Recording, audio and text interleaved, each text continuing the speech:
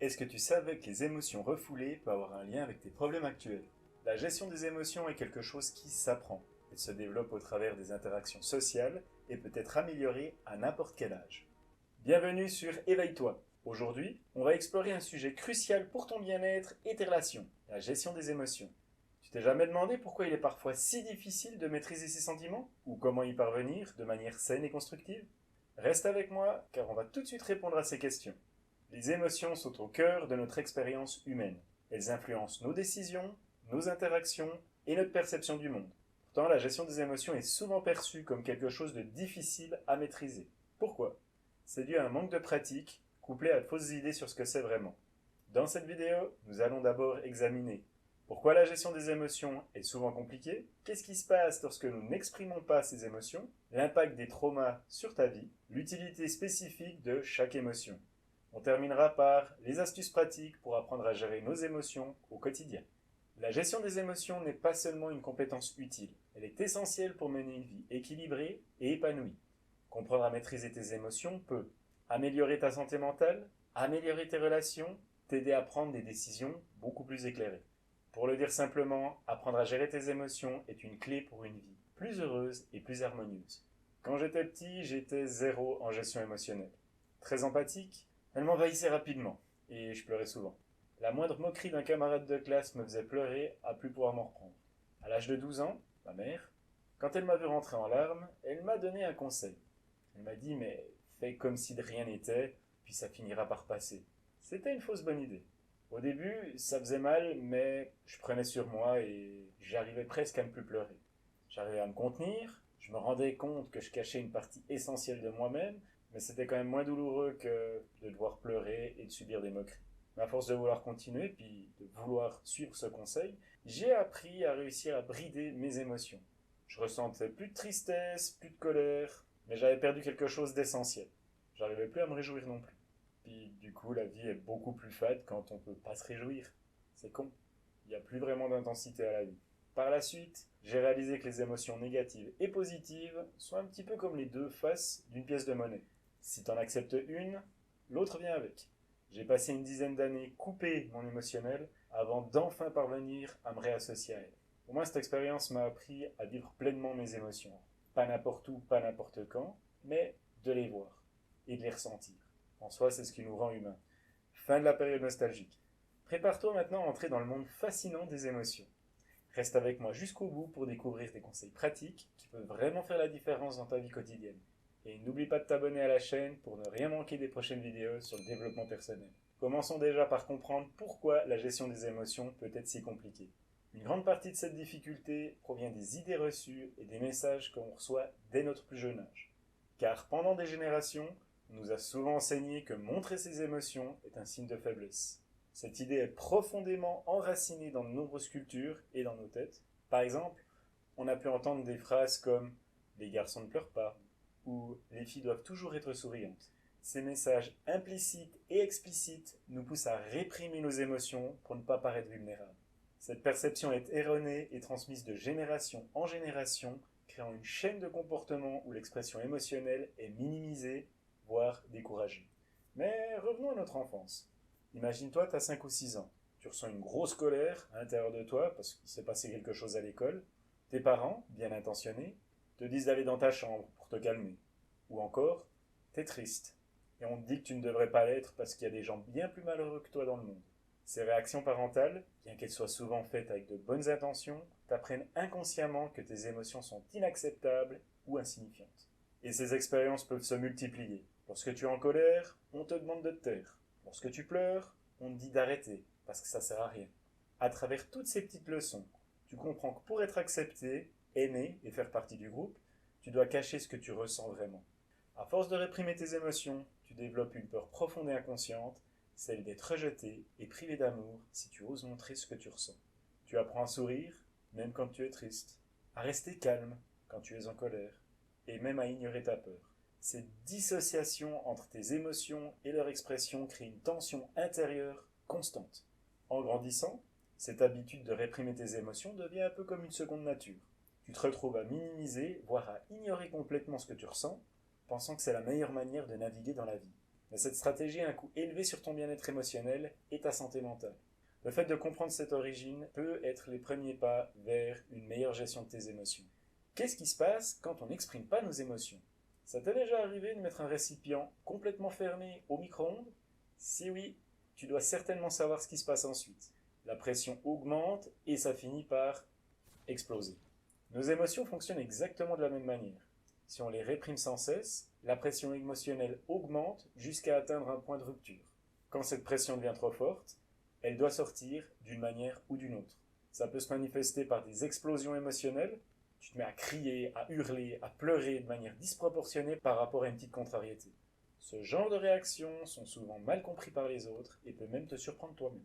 C'est un petit peu comme la goutte d'eau qui fait déborder le vase.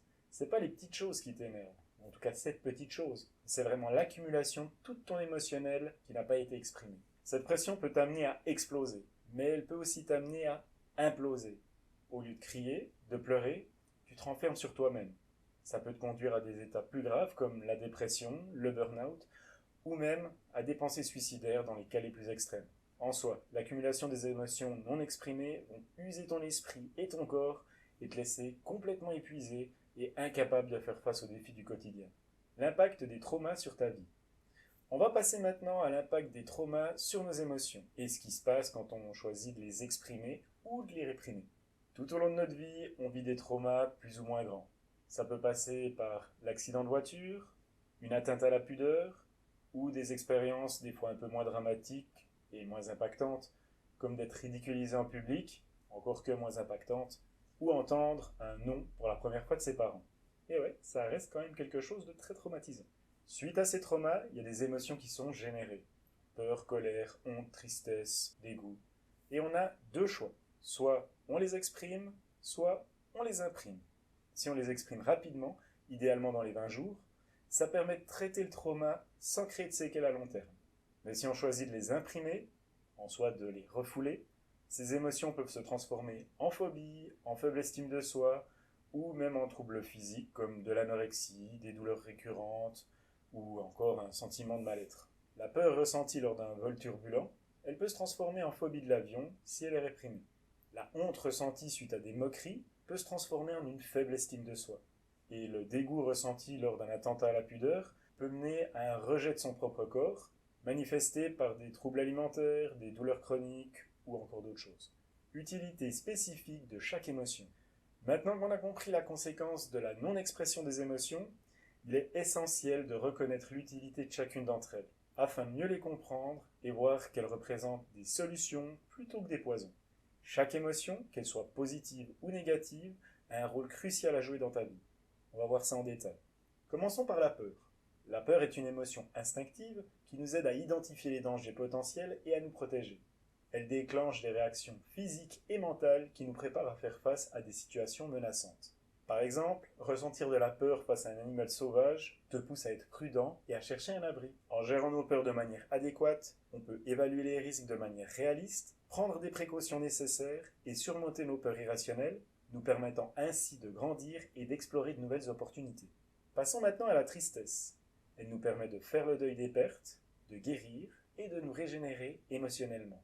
Elle nous invite également à réfléchir sur nous-mêmes, à rechercher du soutien et à renforcer nos liens avec les autres. En honorant notre tristesse et en lui permettant de s'exprimer, on favorise notre propre processus de guérison et de croissance émotionnelle. Par exemple, pleurer la perte d'un être cher nous aide à accepter cette perte et à trouver des moyens de continuer à vivre. La colère, défendre ses droits et ses valeurs. La colère est une émotion puissante qui peut être utile lorsqu'elle est canalisée de manière constructive. Elle nous alerte lorsque nos limites sont violées, nous incite à défendre nos droits et nos valeurs et peut motiver des changements positifs. Cependant, il est important de gérer notre colère de manière saine, en la canalisant vers des actions productives et en évitant les comportements destructifs. La colère face à une injustice peut te pousser à t'engager dans des actions pour le changement social, comme participer à des manifestations ou des campagnes de sensibilisation. La honte. Réflexion sur nos actions et valeurs. La honte est une émotion complexe et souvent désagréable qui survient lorsque nous nous jugeons sévèrement nous-mêmes. Bien que la honte puisse être difficile à vivre, elle peut avoir une utilité en nous rappelant nos valeurs et en nous poussant à réfléchir sur nos actions. Cependant, il est important de distinguer la honte toxique, qui nous dévalorise, de la responsabilité saine qui nous encourage à corriger nos erreurs et à nous améliorer. En travaillant sur notre estime de soi et en cultivant la compassion envers nous-mêmes, nous pouvons transformer la honte en un catalyseur pour la croissance personnelle. Ressentir de la honte après avoir blessé quelqu'un peut te pousser à t'excuser et à changer ton comportement à l'avenir. Le dégoût. Éviter les substances nocives ou dangereuses. Le dégoût est une émotion qui nous aide à éviter les substances nocives et les situations dangereuses pour notre santé.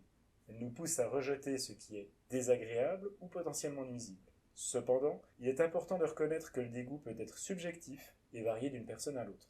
Il est essentiel de respecter les différences individuelles tout en utilisant cette émotion comme un guide pour prendre soin de nous-mêmes. Par exemple, le dégoût face à un aliment avarié te protège de l'intoxication alimentaire. Et finalement, la joie, bonheur, contentement et relations positives. Elle renforce notre bien-être émotionnel, améliore notre santé mentale et nourrit nos relations. La joie nous rappelle l'importance de cultiver des expériences positives dans notre vie et de partager notre bonheur avec les autres. Partager un moment de joie avec des amis ou de la famille renforce les liens et crée des souvenirs précieux. Astuces pratiques pour apprendre à gérer nos émotions au quotidien.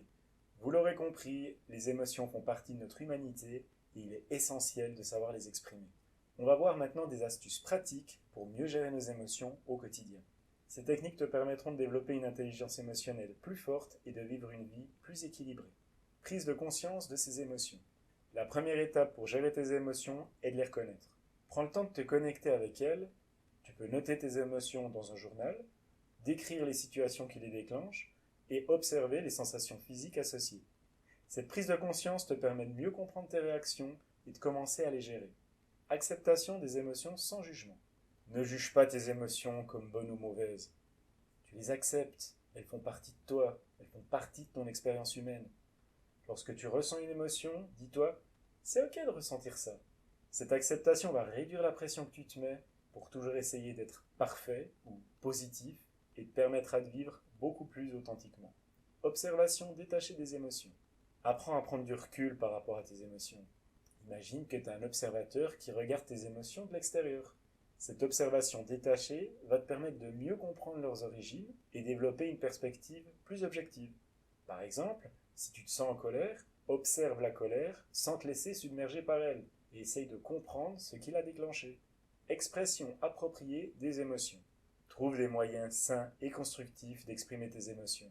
Ça peut inclure l'écriture, parler à un proche de confiance, pratiquer des activités artistiques comme la peinture, le chant, ou même consulter un professionnel. On l'a dit tout à l'heure, mais par exemple, écrire dans un journal peut vraiment t'aider à clarifier tes pensées et à exprimer tes émotions, surtout si c'est difficile de les verbaliser. Développer ton intelligence émotionnelle. Travaille et cultive ta capacité à comprendre et à gérer tes émotions, ainsi que celles des autres. Tu verras que ça va te pair. Pratique l'empathie, l'écoute active et la communication ouverte. Ça favorisera des relations harmonieuses. Lorsque quelqu'un exprime une émotion, essaye de vraiment l'écouter, de le comprendre et de savoir un petit peu quel est son point de vue, sans juger ni interrompre. Utilisation de techniques de relaxation et de gestion du stress. Tu peux aussi apprendre des techniques de relaxation telles que la respiration profonde, la méditation, le yoga ou la pleine conscience.